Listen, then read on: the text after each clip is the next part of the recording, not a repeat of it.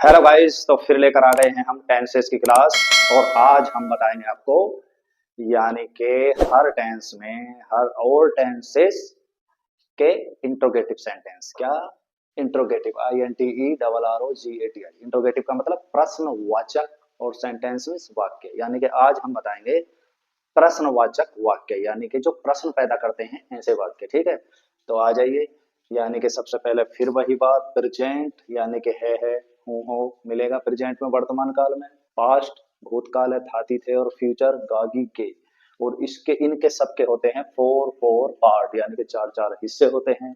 वो एक्शन के हिसाब से हम बांटे गए हैं। यानी कि ये देखो, प्रेजेंट इंडेफिनिट में जो एक्शन होता है, और ये प्रेजेंट कॉन्टिन्यूअस, प्रेजेंट परफेक्ट और प्रेजेंट परफेक्ट कंटिन्यूअस। इसी तरह से past indefinite, past continuous, past perfect continuous. फिर फ्यूचर के भी चार हैं, future indefinite, future continuous, future perfect continuous. तो इस तरह से आज हम आपको बता रहे हैं कि जब भाई क्वेश्चन, ये जो इंट्रोगेटिव सेंटेंस होते हैं दो तरीके के होते हैं। सबसे पहले किसी हिंदी वाक्य के अंत में जब क्या शब्द आए, यानी कि क्या शब्द आता है, तो हम सभी जानते हैं क्या की अंग्रेजी हम नहीं रखेंगे, क्योंकि क्या की अंग्रेजी होती है WHAT वर्ड। क्या अगर शुरू में है तो उसकी अंग्रेजी हम नहीं रखते। क्या रखते हैं? उस टेंस की हेल्पिंग वर्ब्स, कर्ता के अनुसार, यानी कि जैसा कर्ता होगा वैसे ही। और जो टेंस होगा जिसकी हेल्पिंग वर्ब होगी, यानी कि उस टेंस की हेल्पिंग वर्ब हम आगे रखते हैं। ठीक है। और अगर शुरू में क्या हो और नहीं भी हो, उसमें नहीं भी दिया है, तो नहीं की अंग्रेजी भी हम कहाँ रखेंगे? तो इसमें हम यानी कि एक तरह से क्या बता रहे हैं, इंट्रोगेटिव निगेटिव। यानी कि क्या से शुरू होने वाला वाक्य तो है, लेकिन उसमें अगर नहीं भी आए तो हम ये सूत्र लिख रहे हैं नहीं वाला। ठीक, अगर नहीं नहीं आए तो नहीं छोड़ देंगे नोट और आगे बढ़ जाएंगे। समझ गए? तो इसलिए हमने ये सूत्र लिया है। हमने कोई कर्ता यहाँ पर नहीं लिखा है, किसी में भी कोई सब्जेक्ट हमने नहीं लिखा है, क्योंकि हमने दो वीडियो बना दी हैं, अफर्मेटिव सेंटेंस और नेगेटिव। उसमें हमने बता दिया है कि प्रेजेंट इंडेफिनिट में एक वचन कर्ता के साथ हेल्पिंग वर्ब डस आती है, और आई वह बहुवचन के साथ डू। ठीक, और इसमें भी बता दिया है एक वचन कर्ता के साथ इज, बहुवचन कर्ता के साथ आर, और आई के साथ है। इसमें भी बता दिया है एक वचन कर्ता के साथ हैज, और बहुवचन कर्ता के साथ हैव। इसी तरह से हमने सब में बता दिया। ठीक है, इसमें बता दिया है कि सभी कर्ताओं के साथ डिड, क्योंकि निगेटिव में बता दिया हमने। और निगेटिव के अभी हम डालेंगे वीडियो, अभी डालेंगे। और वॉज आई वह सभी एक वचन कर्ताओं के साथ, और वर्क प्लूरल यानी कि बहुवचन हैड सभी कर्ताओं के साथ, और इसमें भी हैड बीन सभी कर्ताओं के साथ। फिर ये आया हमारा विल सेल। सेल हम आपको पता है आई वी के साथ सेल आएगा, बाकी सबके साथ विल, और चलता रहेगा। तो ये हमने बता दिया।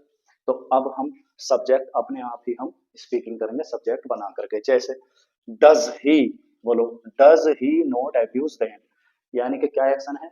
जो हमने निगेटिव बनाए थे वाक्य, तो उनमें क्या था, सब्जेक्ट और डज नॉट था। तो डज यानी कि इनकी हेल्पिंग वर्ब हमने आगे रख दी। ठीक, तो सब्जेक्ट और नोट ये मिल गए। ठीक, यानी कि जो हमारा निगेटिव था तो वो था सब्जेक्ट डज नॉट, यानी कि ही डज नॉट, तो डज आगे आया। ऐसे ही आई डू नॉट था तो डू आगे आया। तो इसका मतलब यह है, जब वाक्य हिंदी हिंदी के वाक्य में क्या शब्द शुरू में हो तो क्या की अंग्रेजी नहीं रखते, बल्कि उस टेंस की हेल्पिंग वर्ब्स आगे आ जाती हैं, और वो भी क्या का अर्थ देने लगता है। लेकिन जितने भी क्वेश्चन प्रश्नवाचक वाक्य होते हैं वहां क्वेश्चन मार्क जरूर लगाते हैं। बच्चे ये गलती बहुत करते हैं, इसलिए क्वेश्चन मार्क का विशेष ध्यान रखें।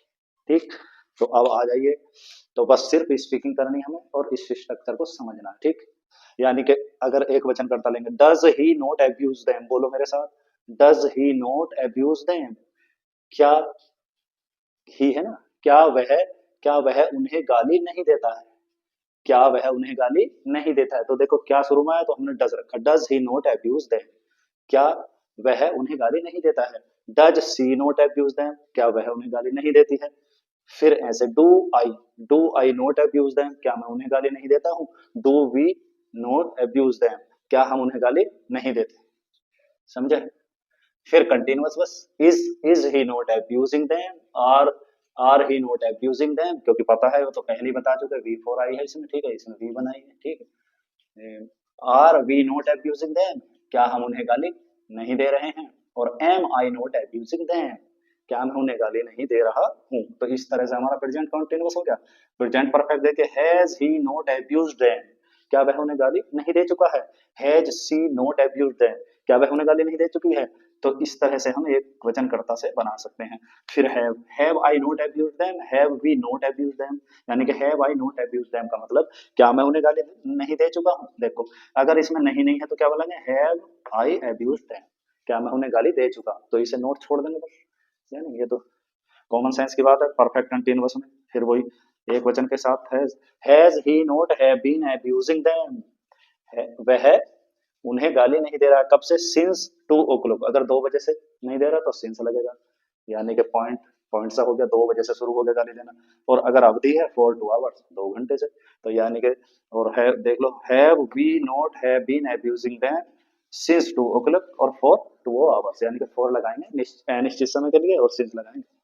इस तरह से ऐसे did he not abuse them, did he not abuse them, देखो डिड के साथ वर्ब की फर्स्ट निगेटिव में बता देता हमने, was he not abusing them, were they not abusing them, ठीक, had he not abused them और had कुछ भी लगा दो, had they not abused them, यानी कि ये था प्रेजेंट वो पास्ट कंटिन्यूअस, ये तो पास्ट इंडेफिनिट था, पास्ट कंटिन्यूअस और पास्ट परफेक्ट। अब पास्ट परफेक्ट कंटिन्यूअस में देखो, had he not been abusing them since midnight, आधी रात है तो सिंस लगा, और आधा दिन होगा तो मिड डे होगा, मॉर्निंग जनवरी, लेकिन फोर से भी बना सकते हैं, they not been had they not been abusing them for many years, कई सालों से, देखो अनिश्चित है ना, कई सालों से, ये है तो अनिश्चित के लिए फोर आया।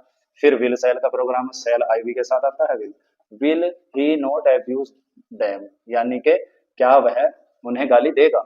Cell I not abuse them, क्या मैं उन्हें गाली दूंगा? और वी होगा तो भी सेल वी नॉट अब्यूज, ये फ्यूचर इंडेफिनिट है, ये फ्यूचर कॉन्टिन्यूअस है, will see not be abusing them, will see कर दो या विल ही कर दो, यानी कि शेष करता, तो यानी कि क्या वह उन्हें गाली नहीं दे रहा होगा रही हो गया आएगा, और shall I not be abusing them, क्या मैं उन्हें गाली नहीं दे रहा हूँ, ठीक।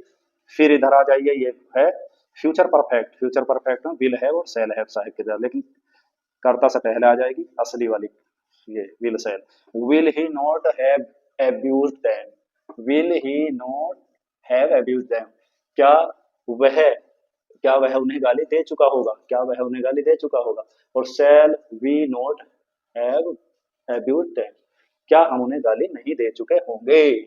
तो क्या ने सब हेल्पिंग वर्ब बाहर निकाल दी, क्या की इतनी हिम्मत है, ठीक है।